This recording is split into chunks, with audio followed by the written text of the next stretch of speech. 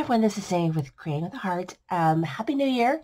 I'm here to share how I'm going to be keeping track of my inventory, my craft inventory this year. So I stumbled across this book on Amazon. I'm going to put the link in the description box.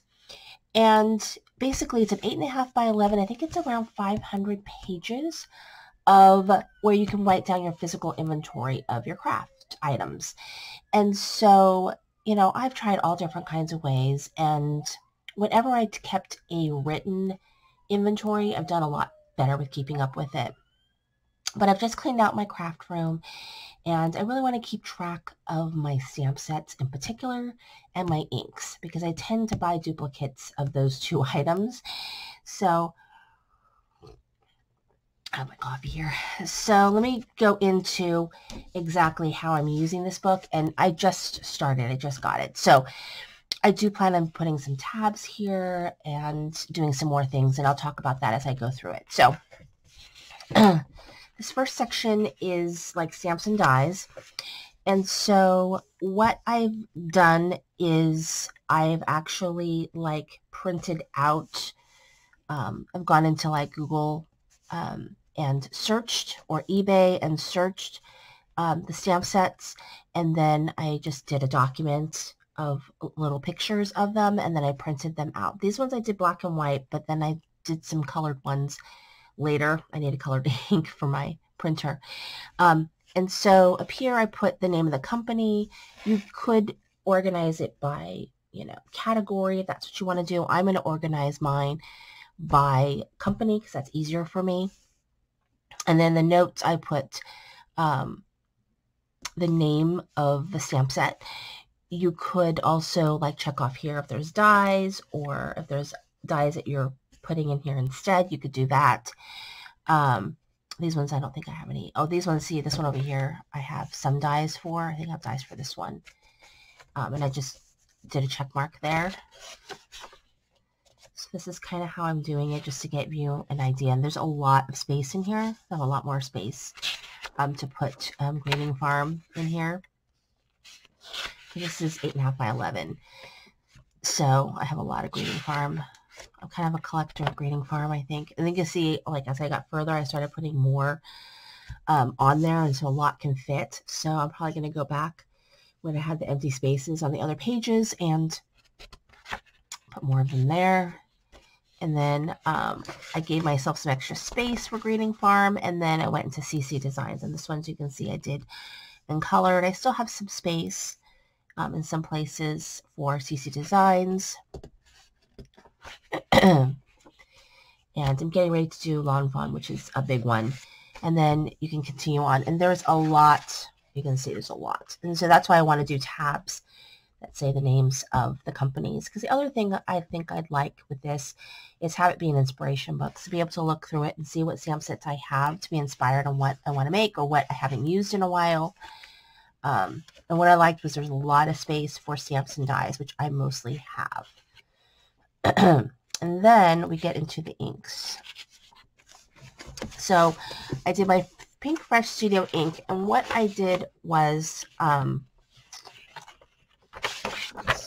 want to see all of that, but I've used a blank piece of paper behind it, just in case of ghosting. But these inks really didn't ghost. The paper is thick enough. There's not something on the back. I mean, you can see through it.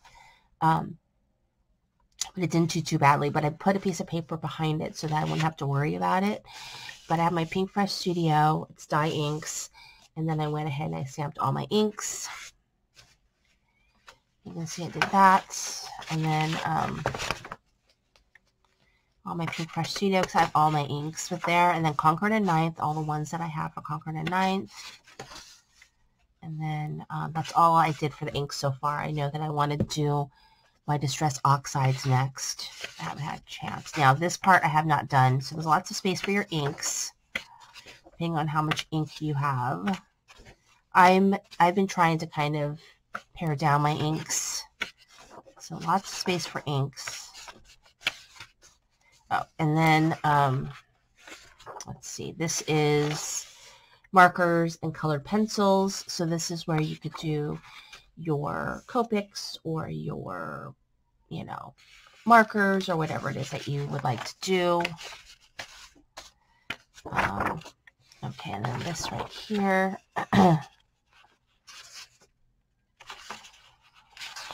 Is stencils. So what I plan to do for stencils is I plan on just taking the stencil and taking ink and just stenciling a portion of the stencil here so that I know what it is.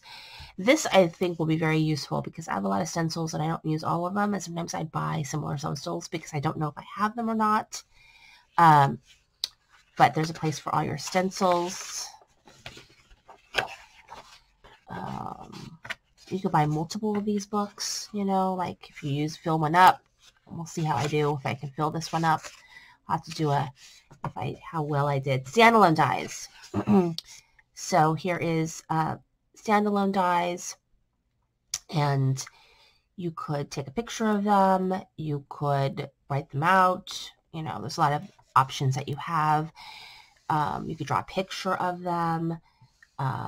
You could do the measurements. So you could do measurements of, you know, the sizes of your circles or things like that. So these are standalone dies.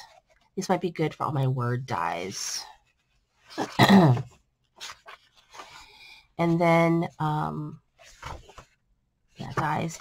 And then here's a miscellaneous where you could just write down miscellaneous things here. I mean, I don't know. You could put glimmer dies here, or better press, or foiling, or whatever here. But this is what I'm using. I want to say it's $24.95 free shipping at Amazon. But it's a pretty good price because it is pretty huge. It's like huge, 8.5 by 11. It's fairly sturdy. I might do a cover over it. I haven't decided. Because I do have tools at work that I could use to make this more sturdy if I wanted to. But this is something I'm going to be working on this year as I have time to organize my craft inventory. So hopefully I won't be buying the same thing over and over again. So anyway, tell me what you guys think. The link is in the description. I don't get anything for this. I just wanted to share as we're getting ready for the new year and we're thinking about, you know, getting organized and knowing what we have, using what we have. I think that's always everyone's goal in the crafting world, even though we'd love to buy things. So I think it's just really a fun, kind of a different type of tool if you are not totally into keeping up with putting it on your phone or, anyway, I find that this is helpful because I do like looking through it and seeing what I have too. Anyway, thank you so much for watching. This is Cindy Crane.